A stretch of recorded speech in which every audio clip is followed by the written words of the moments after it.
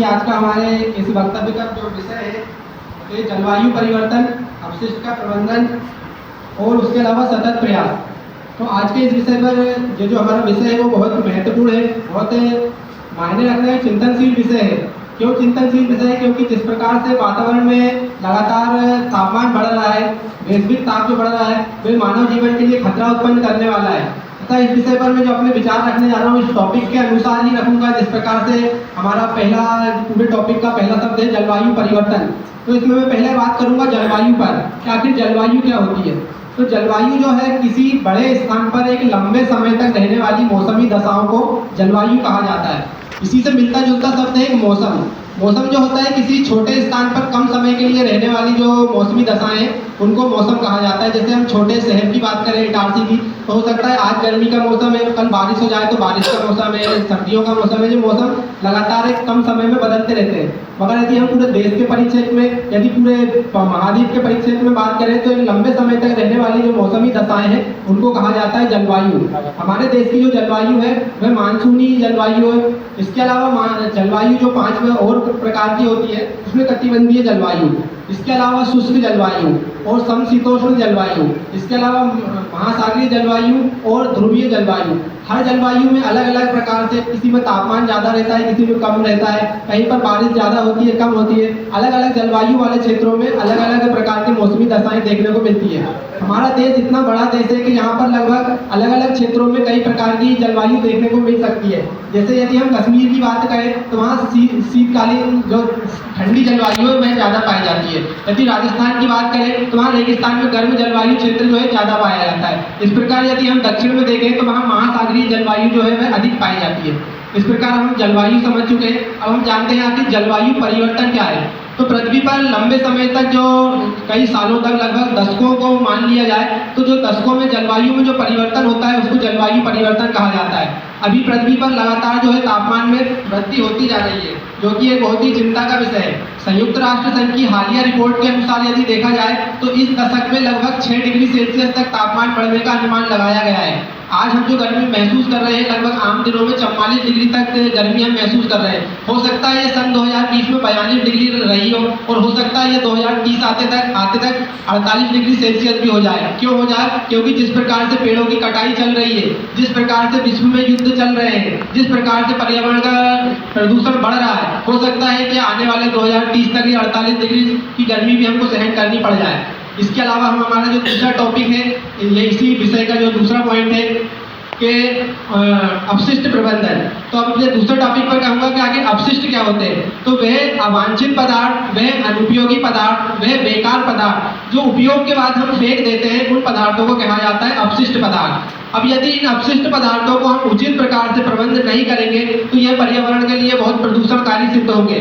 जैसे हमारे गाँवों से, शहरों से, घरों से लगातार कचरा निकल रहा है। यदि हम उनको उचित प्रकार से प्रबंध नहीं करेंगे तो वह जैसे अभी बताया गया है कि गीला कचरा जो यदि किसी जगह इकट्ठा हो जाता है तो मीथेन गैस निकालता है। मीथेन गैस निकलती है वह कार्बन डाइऑक्साइड से भी ज़्यादा 25 गुना ज़्यादा खतरनाक होती है। अतः हमें चाहिए कि हम अपशिष्ट प्रबंधन करें। अपशिष्ट प्रबंधन वह होता है कि अपशिष्ट जो निकल रहा है पहले उसे किसी जगह इकट्ठा कर लिया जाए, फिर उसे एक साथ छांटा जाए और फिर उसके बाद उसका निपटारा किया जाए। जैसे जो अपशिष्ट मिट्टी में दबाने लायक है उनको मिट्टी में दबा के खाद बना सकते हैं, जो अपशिष्ट रीयूज करने लायक है उनको पुनः उपयोग कर सकते हैं, जिनको हम रिसाइकल करके कुछ नया बना सकते हैं उसका हम नया बना लें। इस प्रकार से अपशिष्ट का प्रबंधन करना ही अपशिष्ट प्रबंधन कहलाता है।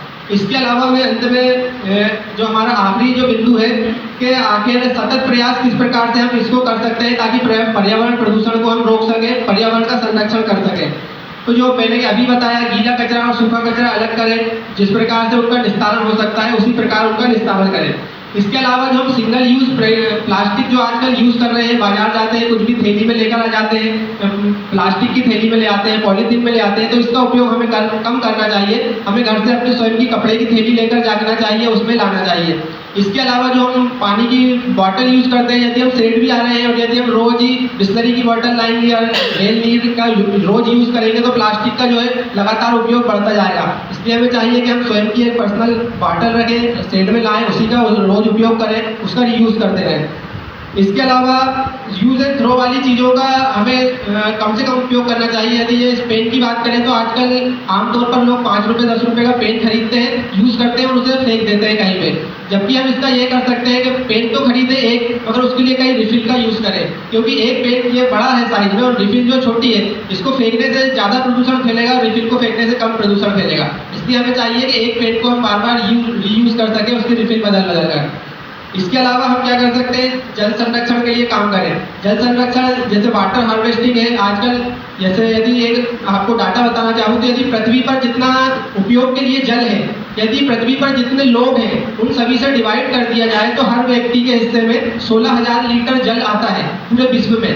यदि हम अपने सिर्फ भारत की बात करें तो भारत के पास जितना जल है और जितने लोग हैं उससे डिवाइड किया जाए तो हर व्यक्ति के हिस्से में 16,000 का 1/4 लगभग 4,000 लीटर जल आता है, जो कि उसको पीना भी है, उसको अपने दैनिक कार्यों में उपयोग भी करना है, उसी में उसकी खेती भी है, उसी में उसको उद्योग भी चलना है। तो इसलिए विश्व की तुलना में जो हमारे पास है जल कम है, इसलिए हमें चाहिए कि हम जल का संरक्षण करें।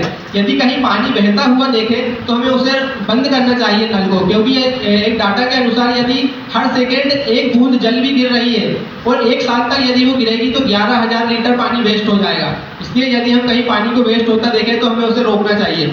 इसके अलावा हमें चाहिए कि हम सस्टेनेबल कृषि करें। आज जो खेती में जैविक जो रासायनिक उर्वरक यूज हो रहे हैं, वह बाढ़ के बाद क्या होता है, पानी नदियों में चला जाता है। फैक्ट्रियों से जो गंदा पानी निकल रहा है वह नदियों में चला जाता है। नदियों में जाकर वह पहले नदी को प्रदूषित करता है, उसमें रहने वाले जीव जंतुओं को मारता है, फिर सागर में जाता है, सागर की जो वनस्पति है उसको जो है वो नष्ट करता है। इस प्रकार से पर्यावरण में असंतुलन पैदा होगा। तो हमें चाहिए कि हमें जैविक खेती की तरफ अपने जो है कदम बढ़ाने चाहिए, जैविक चीज़ों का उपयोग करना चाहिए, क्योंकि जिस प्रकार से यदि पूरे विश्व में जो धरती है उसे पूरे विश्व के लोगों से यदि डिवाइड किया जाए तो हर व्यक्ति के हिस्से में 4 एकड़ जमीन आती है।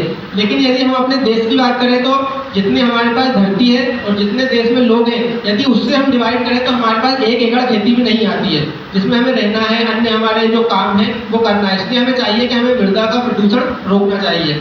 इसके अलावा हम बात करते हैं कि वृक्षारोपण की। जिस प्रकार से वृक्ष लगातार कट रहे हैं उस हिसाब से गर्मी बहुत तेजी से बढ़ रही है और जो मानव जीवन के लिए खतरा है। आपको एक डाटा और बताना चाहूँगा कि एक व्यक्ति को साल भर में 700 किलो ऑक्सीजन की आवश्यकता पड़ती है और एक पेड़ जो है साल भर में 100 किलो ऑक्सीजन देता है। अर्थात एक व्यक्ति को 700 किलो ऑक्सीजन लेने के लिए लगभग 7 से 8 पेड़ों की जरूरत पड़ती है। लेकिन यदि हम पूरे विश्व के पेड़ों में जितने हैं उनमें पूरे विश्व की जनता का भाग दें तो हर व्यक्ति जो है 400 पेड़ तो आते हैं विश्व में। लेकिन यदि हम अपने देश के पेड़ों में देश की जनता का भाग दें तो हमारे पास जो है एक व्यक्ति के पास 28 पेड़ आते हैं। अर्थात विश्व की तुलना में हमारे पास पेड़ भी कम है। अतः हमें पेड़ों को कटने से रोकना चाहिए। और जैसा कि मैंने बताया कि अभी एक व्यक्ति के लिए साल भर में 7 से 8 पेड़ की आवश्यकता होती है। लेकिन यदि हम गाँवों में देखें या छोटे शहरों में देखें तो वहाँ तो हमको पर्याप्त पेड़ मिल जाएंगे। लेकिन हम जो डेवलप शहरों में देखें या डेवलप हमारे जो कॉलोनियाँ हैं उनमें देखें तो प्रति व्यक्ति एक पेड़ मिलना भी मुश्किल हो रहा है। अतः हमें जो अभियान लिखा है एक पेड़ माँ के नाम, इसको जरूर फॉलो करना चाहिए और कम से कम जीवन में अपने हिस्से के पेड़ तो हमें लगाना ही चाहिए। इसके अलावा कुछ और जो सतत प्रयासों के बारे में बात कहना चाहूँगा कि जो हम एटीएम से पर्ची निकालते हैं या पेट्रोल पंप से जब हम पेट्रोल भरवाते हैं पर्ची लेते हैं, किसी शॉपिंग मॉल से शॉपिंग करते हैं तो पर्ची लेते हैं, तो पर्ची की उपयोग हमें कम कर देना चाहिए। क्योंकि वह जो पर्चियाँ हैं वह आम कागज़ की तुलना में जब जमीन में जाती है तो वह ज़्यादा पृथ्वी को जो है प्रदूषित करती है। अतः हमें चाहिए कि जब डिजिटल हो रहे हैं तो इन पर्चियों से हम छुटकारा पा सकें। इसके अलावा ये तो अभी मैंने बात किया है सारी फिजिकल जो कचरे हैं उनके बारे में। अब एक डिजिटल कचरा भी होता है। जैसे हमने मोबाइल में कोई फोटो या वीडियो बनाई और उसे हमने डिलीट कर दी, तो जो डिलीट जो फोटो है वो एक कचरा है। ये सारी चीज़ कहाँ होता है, स्टोरेज में जमा हो जाती है, जैसे गूगल स्टोरेज है या और अन्य कई क्लाउड स्टोरेज है। तो विदेशों में बड़े बड़े डेटा सेंटर बने हैं जो इनको ठंडा कर रहे हैं इतना सारा डाटा को। तो एक रिपोर्ट के अनुसार यदि हम 3 GB का डाटा डिलीट करते हैं या 3 GB का डाटा मोबाइल में रखते हैं तो उसको ठंडा करने के लिए उस डाटा सेंटर में 1 लीटर पानी लगता है। तो यदि हम हमारे मोबाइल में अनयूजुअल फोटो वीडियो या कोई भी डाटा पड़ा है तो 3 GB को उसको डिलीट करेंगे तो हम 1 लीटर पानी जो है बचा सकते हैं। इसके अलावा अंत में जो हमारी सबसे जरूरी वेस्ट मैनेजमेंट की महत्वपूर्ण 3R टेक्निक है उसी पर कहना चाहूँगा कि हमें चाहिए कि 3R जो टेक्निक है, रिड्यूस यदि ज़रूरत ना हो तो उपयोग कम से करें, रीयूज यदि कोई चीज़ दोबारा यूज हो सकती है तो उसे दोबारा यूज़ करें, और रिसाइकल यदि दोबारा यूज़ नहीं हो पा रही है तो उसका कुछ नया बना के उपयोग कर सकते हैं। जैसे पानी की बॉटल है, आमतौर पर पर हम उसे फेंक देते हैं, लेकिन कुछ लोग उसको काट के जो है गमले वगैरह भी बना के उसे यूज़ कर सकते हैं। इसके अलावा बस अंत में यही कहूँगा कि यदि हम अपशिष्ट प्रबंधन एवं पर्यावरण संरक्षण के सतत प्रयासों को करते रहें तो हम जो पर्यावरण पे जो प्रतिकूल प्रभाव पड़ रहा है, जो जलवायु का जो प्रतिकूल प्रभाव पड़ रहा है, उसे कम से कम कर सकते हैं। इतना कहकर वाणी को रखूँगा। नमस्कार।